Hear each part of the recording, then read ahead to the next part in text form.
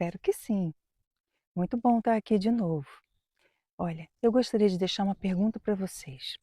Alguma vez vocês já passaram, ou até estão passando nesse momento, alguma situação muito difícil, muito constrangedora, muito angustiante e que vocês possam pensar que não há solução?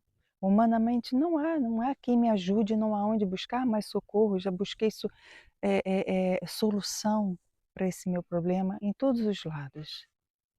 E a mensagem hoje que Pagani vai trazer uma história muito bonita, com certeza. Ao ouvir essa mensagem, eu espero e oro para que ela possa trazer uma esperança nova para vocês, possa trazer um ânimo e a fé necessária para enfrentar, seja qual for o problema que vocês estiverem vivendo.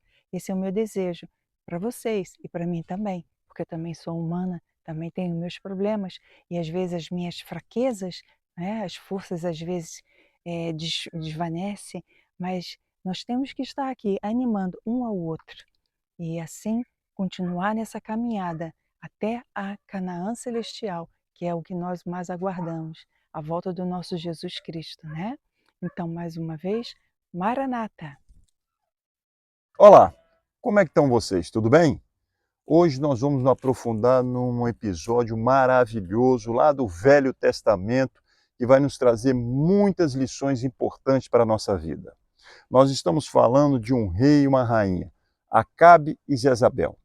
Eles fizeram com que o povo de Israel se aprofundasse, infelizmente, na idolatria. Se tornou um povo idólatra. Numa situação tão complicada, que Deus mandou os seus profetas, principalmente Elias, para chamar a atenção, mas eles não levaram a sério a mensagem de Deus. Aí Deus envia novamente Elias lá com a mensagem, uma mensagem dura, que está em 1 Reis, capítulo 17. Fala assim: Então Elias, o tisbita, dos moradores de Gileade, disse a Acabe: Vive o Senhor Deus de Israel, perante cuja face estou, que nesses anos nem orvalho nem chuva haverá senão segundo a minha palavra. Em Tiago, no capítulo 5, fala que Israel ficou nesse tempo cerca de 3 anos e 6 meses sem chuva. Um momento complicado. No início, os primeiros 6 meses, acredito que o povo, nem o rei, sentiram muita diferença, mas a partir daí, eles começaram a ver que a situação ficou muito difícil. Mas e a vida de Elias, como é que iria ficar? Né? Ele que era profeta de Deus. Aí nós vamos compreender como Deus cuida dos seus filhos. Nos momentos mais delicados e complicados da nossa vida, vocês vão ver que nesse pequeno episódio entre Elias e a viúva de Serepta, como Deus atua na nossa vida nos momentos complicados e que até parece que a solução é impossível para o homem, tá bom? Então Deus dá uma ordem a Elias no verso 2. Depois veio ele a palavra do Senhor, dizendo: Retire-te daqui e vai para o Oriente. Esconde-te junto ao ribeiro de Querite, que está diante do Jordão. E há de ser que beberás do ribeiro, e eu tenho ordenado aos corvos que ali se sustentem.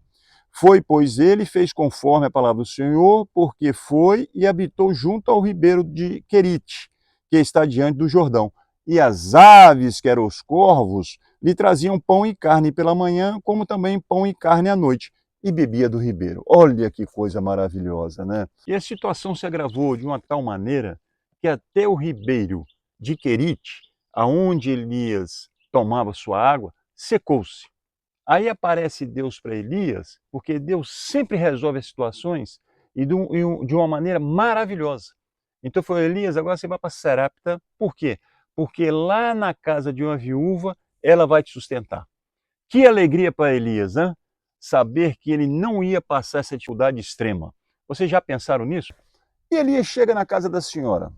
Olha a surpresa que ele teve. Será que foi positiva ou negativa?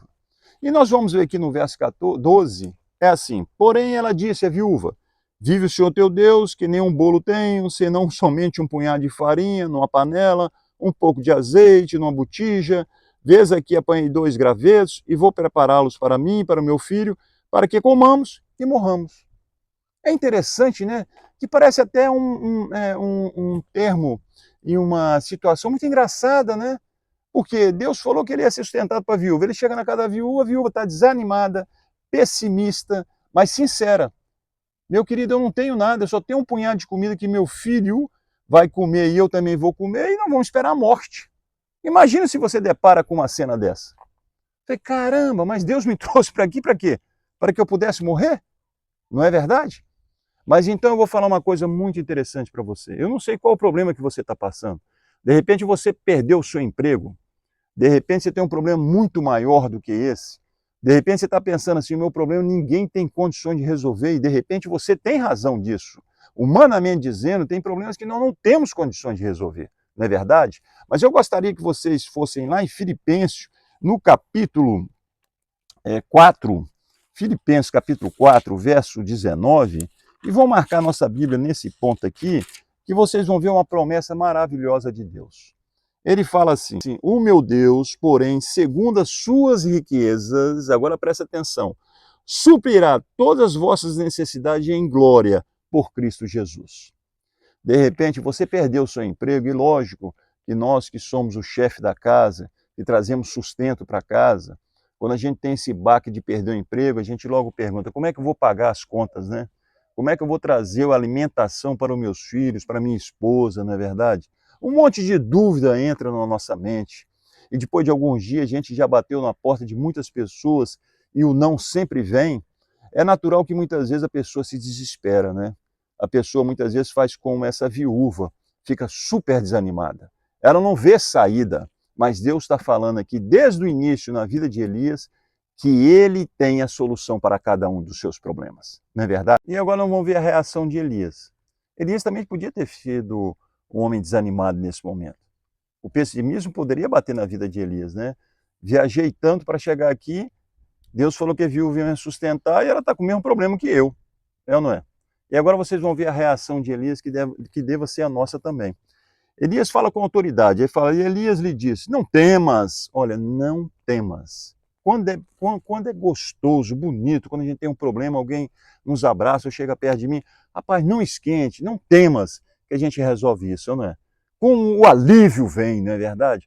Como nós sentimos uma energia positiva para que a gente possa superar aqueles problemas, não é verdade? E o profeta nos ensina isso, não só receber as bênçãos de Deus, mas também levar essas bênçãos ao nosso próximo, não é verdade? E ele continua, e Elias lhe disse, não temas, vai, faz conforme a tua palavra, porém faze dele primeiro para mim um bolo pequeno, traze-me-o aqui, e depois fará para ti e para teu filho. Porque assim diz o Senhor Deus de Israel, a farinha da panela não se acabará e o azeite da botija não faltará até o dia em que o Senhor dê chuva sobre a terra.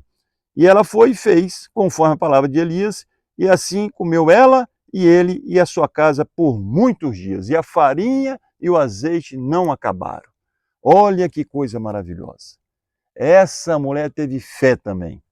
Ela sentiu a segurança quando Elias falou, não temas. E ela lembrou, eu sou filha de um Deus maravilhoso. É uma coisa que eu tenho que lembrar todo dia, minha família, mas você que está nos assistindo, você que está com um problema complicado, que eu também tenho meus problemas complicados, nós temos que compreender isso. Não temas. Por quê? Porque Deus vai suprir todas as nossas necessidades. Porque Ele é rico de bênçãos e Ele te ama infinitamente como a mim também. Que Deus os abençoe.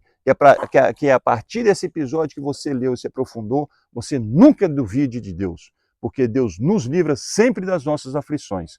Maranata!